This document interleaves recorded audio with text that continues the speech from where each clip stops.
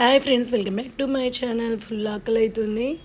ట్రెండింగ్లో బన్ మస్కా ఉంది కదా, చేద్దామని. అమూల్ బటర్ ఉంది ఇంట్లో, మిల్క్ మేడ్ ఉంది. అవి రెండు ఒక్కొక్క స్పూన్ తీసుకొని మంచిగా బీట్ చేసిన. ఈ విధంగా బీట్ చేసుకొని చాయ్ పెడుతున్నా. పాలు పోసుకొని చాయ్ పెడితే క్రీమ్ తయారైందండి. పాలు పోసేసి చక్కెర చాయ్ పత్తి వేద్దాము.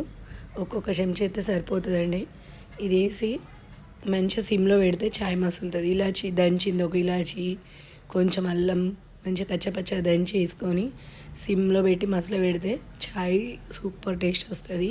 అంతలో మనం ఈ బన్లను ప్రిపేర్ చేసుకుందామండి. ఆ క్రీమ్, ఇప్పుడు నేను చేసిన క్రీమ్ దీనికి మొత్తం అప్లై చేద్దాము. అది చేసినాక చాయ్ మసిలిందండి, దగ్గరికి వచ్చింది. ఇప్పుడు సిమ్లో పెట్టేస్తే మంచిగా మరుగుతుంది. ఈ బన్స్కి క్రీమ్ ఇట్లా అప్లై చేసుకొని పక్కకు పెట్టేసుకొని అంతలో మన చాయ్ అవుతుందండి.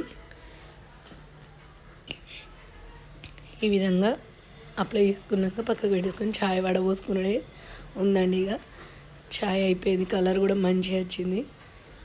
ఇప్పుడు వడపోసుకుందాము. ఈ వడపోసిన చాయ్ని అటు ఇటు తొర్లించుకోవాలండి. తొర్లించుకుంటే మంచి టేస్ట్ వస్తుంది చాయ్. తొర్లించుకొని తాగితేనే టేస్ట్ బాగుంటుంది చాయ్. ఒట్టి తాగితే వేరే ఉంటుంది.